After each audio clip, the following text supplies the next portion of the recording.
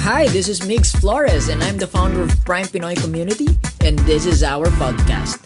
We believe that the only way to truly experience success, freedom, and significance is by being top of mind, best in class, and mission-driven. And that is what this podcast is all about. I hope this episode adds value to you, inspires possibilities in your heart, and enjoy the rest of the show. Welcome to Prime Pinoy Podcast. If you're looking for personal development, life transformation, sales, success, and business, then this podcast is for you. Make sure you follow and subscribe and tune in every single week in Spotify and on YouTube. The more people following our podcast, the better the guests are. So if you want that guest that you're thinking of right now, make sure to follow, to subscribe, and have your friends follow and subscribe as well so we can send them an invitation. And for today, we are gonna talk about something really powerful, no? Just recently, we have ended 2022.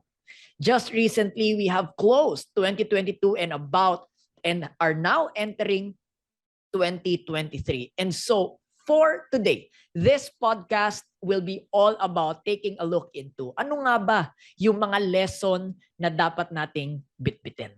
And so for today, I'm gonna be with me, no other than, of course, you know this, the Daily Bliss herself, and of course, and my wife pala, hindi pala akin lang pala yan, no?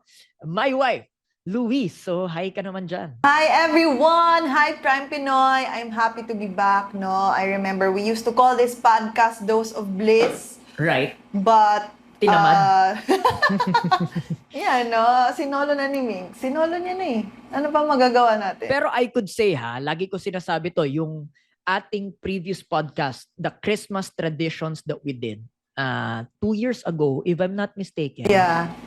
It was still the most number of That was 2019 people. ba? Yun yung most listened to na podcast natin. Sabi ko sa'yo, kailangan nandyan ako. Kaya nga, no? So dahil nandyan ka na ngayon, pag-usapan natin to, let's talk about top 10 lessons for 2022. Yan. Maganda yan. And why do you think these lessons are important? Siyempre, we all go through different seasons in life. Every year, we experience different things. We experience growth as well. We experience pain. And it's just so good to reflect on what was the year, what the year was. And at the same time, sabi nga nila, di ba, pick up the lesson, no? Di ba, meron tayong mga, hindi naman mawawala sa buhay natin. Sometimes, meron tayong mga pinagdaanan. But most important thing is, let go of all the pain ng pinagdaanan natin, and at the same time, pick up the lesson, di ba? And at the same time, for all the things na wins natin, it's also an opportunity for us to reflect. But kaya ganun maganda kinalabasan nung year ko, di ba? What was the greatest thing na ginawa ko that year that I could continuously bring in every single year para I could celebrate more wins? Right. And ako, personally, narinig ko lang to kahapon. A really good friend once says, no? I don't think it's original, but nevertheless, it works. Sabi niya, experience is really not the best teacher. The best teacher is a processed experience. Correct. Ibig sabihin, the moment we can extract learning from that experience, that becomes the teacher. Pero kung experience lang siya, wala ka namang natutunan, bale wala. Sayang lang din, no? So, simulan na natin, no? What's the first lesson for you? Siguro for me, I would say number one, it's to really investing in memories, no? Right. Investing in investing in memories, no? I could remember siguro kasi one of the biggest wins that we have is our wedding, diba? Like some people or tayo Kita mo rin. naman yun, no? Tayo rin actually, diba? tayo rin actually mismo, diba? Parang at the start, we were thinking like, hindi, sige, parang simplihan na lang natin, wag na natin masyadong effortan. But then again, parang at the end of the day, we we were still, kumbaga, our heart really says, sige, let's make it something big because memories yan eh. And Right. I guess 2022 for me was really all about investing in on experiences and Yeah. memories, no? And sobrang worth it siya. Like, it's once in a lifetime experience, and ito yung mga bagay na babalik-balikan mo years, and nakakatuwa lang na every time I look at my photos, my videos, wow, sobrang dami ko palang na-experience this 2022. And I tell you, we traveled. I just checked a while ago. We traveled 10 times this Oh, year. diba? Grabe. So, una, kaya pala siya nakakapagod, no? Kaya pala parang pagod ako. This 2022. But seriously also, parang wow. We never had the chance to really travel and fly 10 times before. And parang, di ba, that's almost once a month. Na parang na-imagine mo ba, babiyahe ka once a month, you're gonna travel. So, which brings me, ako personally, the second lesson for me is possible over practical. Yan. That's nice. Oo. So, while listening to your story, parang na-realize ko din, this year was really a testament na of looking into the possibility, not looking into what's practical. Or looking into... Or budget. Yun na talaga. 'Di ba? Kasi a lot of people will say, bakit naman kayo gumastos ng ganyan? not just simple lang. pertaining to the wedding, but in Yeah. different aspects as well. Yeah. So, I think it was also a testament na, you know what, if we put our mind and heart into it, it can happen. Oo. So, even the Korea, the Switzerland, the Singapore, all of these things, we never imagined. When we went to Singapore, we went 10 days. Grabe, dumadanak pala ng pera doon, no? Parang dugo, my God. Ang hirap. However, we survived. We went through it. So Yeah, I guess this year for us was really 2022 was a year of possibilities for us, 'di ba? For things na sometimes hindi namin alam kung paano mangyayari, but then as we continue to believe and look at possibilities, it's really possible, no? So that's true. Possibilities. Grabe the power of possibilities. Number three for me is I guess the lesson that I got from this year is sometimes we think that being busy is important, like doing a lot of things or moving a lot is important, but I guess this year taught me that stillness is more important than... Paano mo nasabi? Ano kasi a lot of people could you qualify this for a lot of our listeners? Some people would let's be honest, some people would define stillness with laziness. What are the examples that you've got this year that made you say that? What are examples of stillness? I guess stillness is really being able to get in touch with yourself, being able to connect to God, to your source, whoever you believe in. It's meditation. It's just being faithful, being able to trust yourself and trust your own process, and not really, rushing. Force things. Yeah, and forcing things, and not, tawag dito? Kasi, to be honest, hindi ako fan ng hustle culture. Napapagod ako sa hustle culture, but I respect people who are hustling a lot. Ako yun. I respect people who are hustling Ako a yun. lot, no? It's your commitment, guys, diba? But for me, I really find value in Right. stillness, in kasi Hindi, pero it just gives me direction. Yeah, but let's qualify that. How would stillness look like? Kasi maganda rin yung ako personally, I believe, you can only believe for things that you, kumbaga, quote-unquote, ginawa mo lahat. And then let's be still, let's just trust the process. Let's trust the outcome to the Almighty. That's what I do believe in. Pero if you did not do the work, the work For that me- is necessary. For me, I believe you have to believe first. You have to get the direction first and the download first and believe first. And then allow yourself to be directed, allow yourself to be guided by whoever you believe in. 'Di ba? Not just, doing something just for the sake of doing Right. it, but really doing something because yun yung nakuha mo na download eh. That's So something. you get direction, you get Yeah. download, and then you work for it. And then you trust for it. Yeah, you trust for it. And not still, whatever the results are, whatever happen, you still know that all is well. You still know that it's part of your process. It's part of the plan. Okay. That's number 3. Ako, number 4 is adversity quotient. And a lot of people would say major. I think it created in me a tough skin, I would say, such that right now, parang it really brought me to where I am now. Kasi there will always be people eh. Kanina nga nag-live ako, no? Meron pa rin yan hecklers.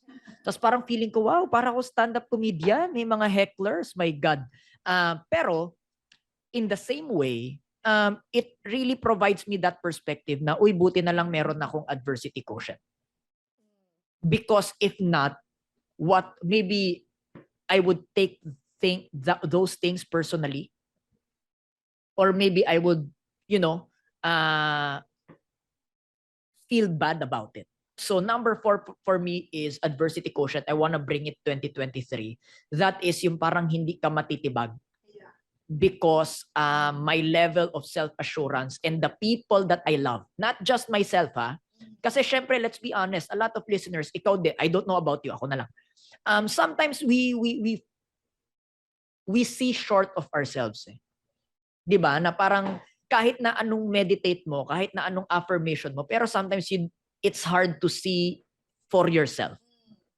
But one thing I realized, allow me, ako na rin yung number 5. One thing I realized, number 5 is, aside from yourself, there will be the people that love you, and I allow myself to receive that love. During the moments that I get to fall short on seeing myself how great I am, I can always depend on the people that loves me and the people that I love to do that for me. So really value that level of relationship and receiving the love from people. That's number 5 for me. Yeah, I guess that's similar to what I'm about to say as well, which is related to that.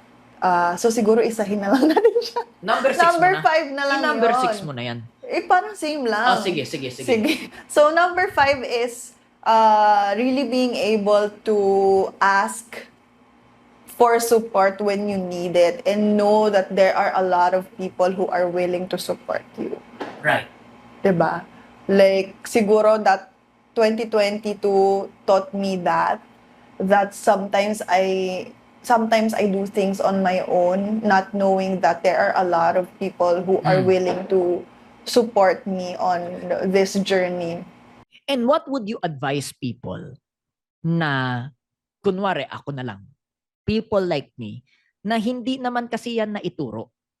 You get what I mean?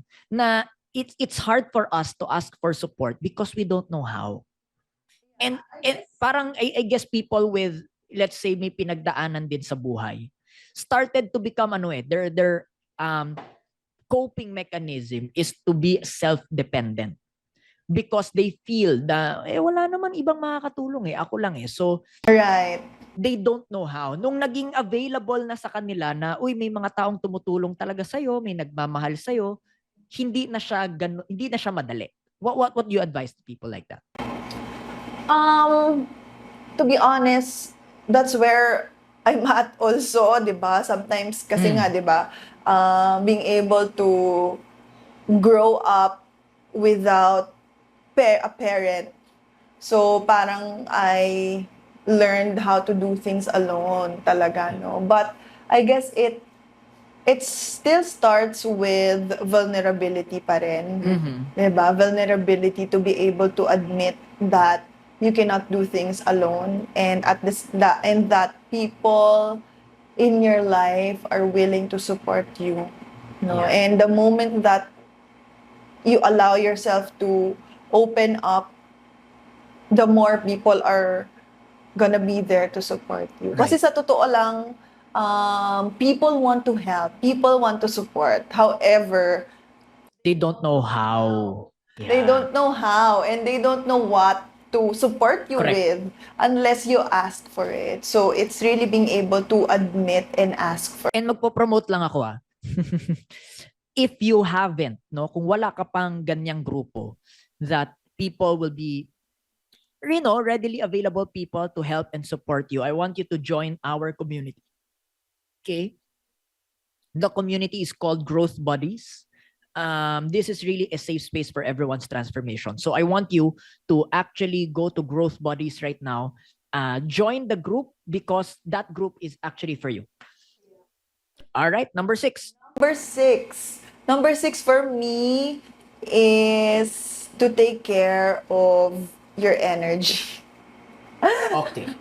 I realize how precious my energy is, and that being said, it's really being able to not waste my energy on things that I cannot control, on people That you don't deserve. I don't deserve, and feeling ko hindi na sila magbabago. Correct. At the same time, sa mga yun. Yeah, ito honestly, akala nung iba, because of how strict we are with our standards, how strict we are with our culture, akala nila napakadali sa atin magtanggal. It's easy to terminate or to fire someone. But what they do not know is that it's very hard for us. As much as we can, we wanna redeem it, 'di ba? As much as we can, we na alam mo yon, paminsan we're just in the sofa or just in the bed at night, and it's a sad night for us because we gotta let go of someone na akala nila pera-pera lang yan, akala nila negosyo-negosyo lang. No, these are human beings, tao yan eh. And whether people like it or not, we have invested emotionally and mentally to them. But sometimes you gotta do it. Sometimes we have to. And it's not just about business, no.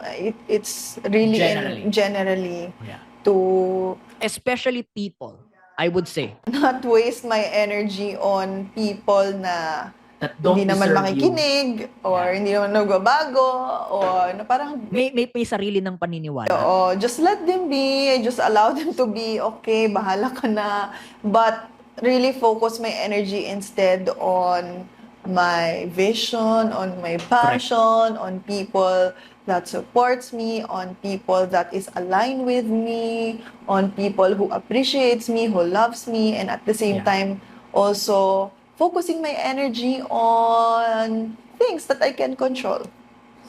I think for me also, related to that, number 7, my 7th lesson here is to not control people. Where people are at. Sometimes even with the best intentions. And it's hard for people, and it's hard for me as well, especially if I'm a leader. It's hard for me to, hindi mo ba nakikita yung nakikita ko? Ito na yung opportunity right here or right there. Pero, people have different space So, it's also being able to respect where people at. Yeah, and be compassionate with them. In the same way. And being compassionate with them. And because the truth is, sometimes hindi naman talaga natin alam kung anong pinagdadaanan nila. Yeah. Right? And also, since we're talking about that as well, that we can only control what we can control. Ako nga and ikaw rin naman, ayaw mo nga nang kinokontrol ka, di ba? Correct. So, ako din, what right will I have to control them? I think na parang the more you allow people to be, the more they grow. Yeah. Diba? Sometimes they also have their own process. Sometimes they have to go through it as well. Correct. Tayo nga eh. Diba? And Meron din tayong and lagi sariling natin process. sinasabi, di ba? As including in parenthood.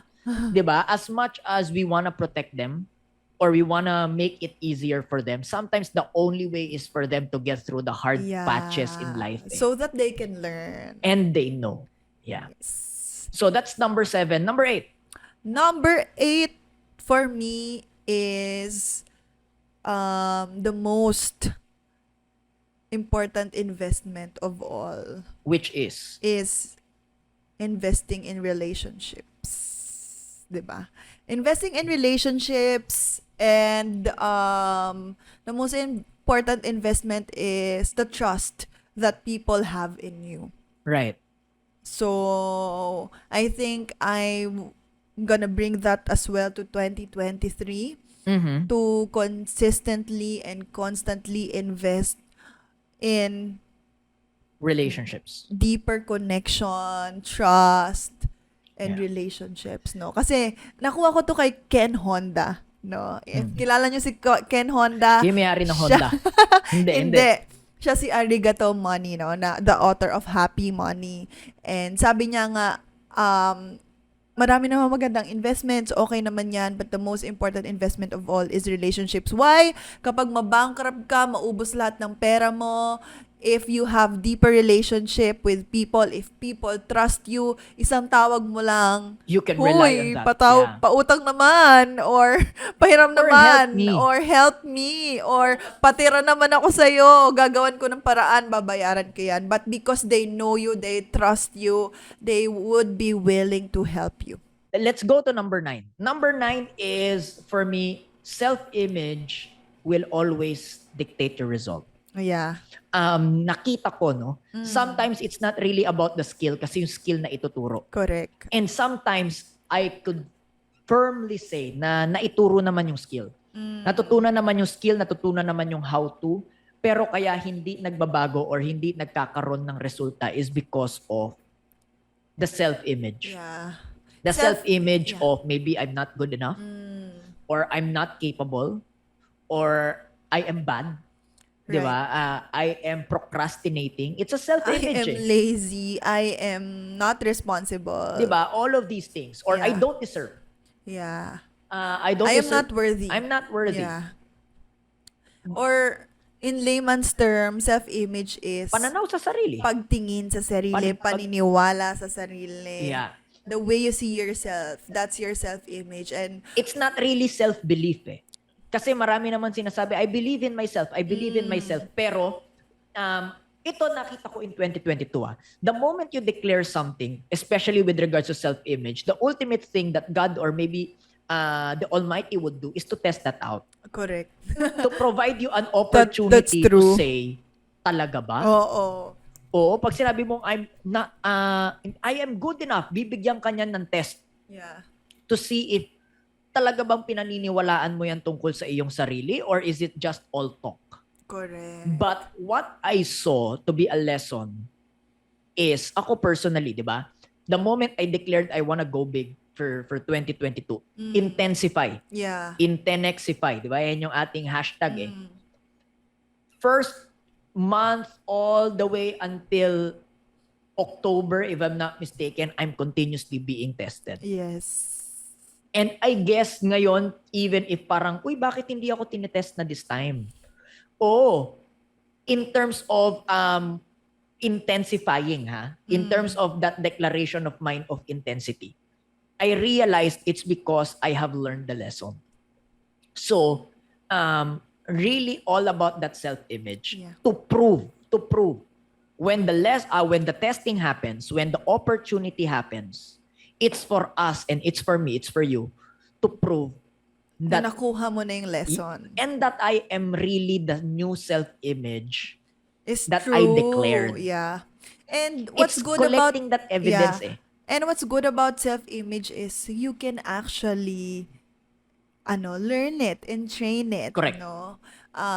So if you think your self-image is yun nga, I'm not good enough, I'm not worthy, know that you can still reframe it. You can Right. change it over time. So, it's, gaya nga ng sinabi ni Wix, it's still continuously believing and collecting evidences, which means, collect mo yung mga events in your life na, uy, nagawa ko, uy, kaya ko naman pala. Until you believe that you are already capable, you are good enough, that you are worthy, because the truth is, yun ka naman You are. talaga, Yes. 'di ba? You are really, but sometimes That's the truth. You yeah, are. that's the truth. But sometimes along the way, events happen, nakakalimutan natin, and we collect evidences of negative events instead of positive events, no? Kaya mas nabubuo yung mga low self-image. Yeah, and kung nanonood ka ngayon, lagi ko sinasabi, you're good enough, that's who you are, you're capable, you're worthy, you deserve Yes, to be you successful. are. All right, last but not the least, Last number but 10. not the least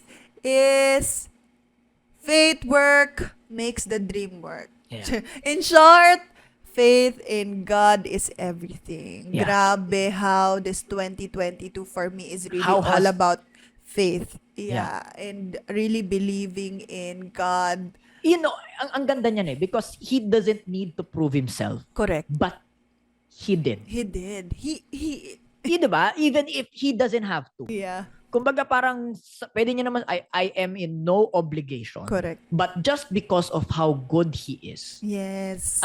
especially to us this year, Super. this My 2022, gosh, grabe. he did prove Yeah. himself. Isa lang naman yung ni-require niya sa atin that I believe pumasa naman tayo for this year, which is maniwala. Oh. Yeah. So, I guess, biggest learning that we're gonna continuously bring in Yeah. the next coming years is God is faithful. So, All the time. so faithful all the time. And as we continuously put our trust in Him and believe in Him, He's gonna, be with us in every journey and every experiences. He is always gonna be there, and He is faithful yesterday, today, and tomorrow, and forever. Agree. Yeah. All right. So I think we have went beyond 18 minutes, so we gotta cut this short. I hope you guys are learning a lot. Any last words? If you comment nyo naman ano yung pinaka-favorite nyong lesson. Yan. And last words, Happy New Year, everyone. I hope this 2023 will be a year of breakthrough, a year of bliss, a year of peace, and happiness, peace, and love. Enjoy. Nakalimutan ko sabihin, no? Pero siguro bonus na lang Katabi mo to. nasa harap mo yung mic, di mo kailangan sumigaw. Bonus lesson. Peace of mind is everything, guys. Prioritize peace of It's mind. priceless. Peace of mind is Yes, priceless. and self-care and self-love. Choose So, your peace of mind choose your all the peace of time. mind. Choose you this Hindi na yan 10 2023. rules, 10.5 rules Yeah. na, 11 rules Choose na yan. you this 2023, guys. Ikaw, Mix, Ako, go. my final last words is to really just forgive. Yeah. Let go of, katabi mo nga yung mic, di mo kailangan sumigaw. Nasa harap mo yung mic. Hayaan mo na. Hindi mo kailangan lakasan yung boses Hayaan mo. mo Nasa na. mic eh. O, dali na. So anyway,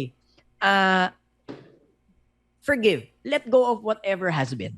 Correct. Wag mo na yung bitbitin sa 2023 so that you can start fresh, start pure, start light, and start happy. Lagi nga, peace of mind is priceless. Ano pa yung pinaglalaban mo? Just let it go, forgive. Choose to let it go. Choose to forgive. It may not be easy, but you can always make that choice. And it's not for you. It's not for the other person, but forgiveness is always for you. So I hope this allowed you to become top of mind, best in class, and mission-driven Prime Pinoy. Sama-sama pa rin tayo. The way for us to do that, always continue to like, follow, subscribe on Spotify and on YouTube. Of course, follow me on TikTok and on Facebook. Also, Daily Bliss. Follow on TikTok and on Facebook. Daily Bliss with Luis! All right, that being said, maraming Bye, salamat. guys. Have a good Happy night. New Year! Happy New Year, everybody. Bye-bye. Thank you for listening to Prime Pinoy Podcast. I hope you enjoyed, hope you learned, and I hope you get inspired to make your dreams come true.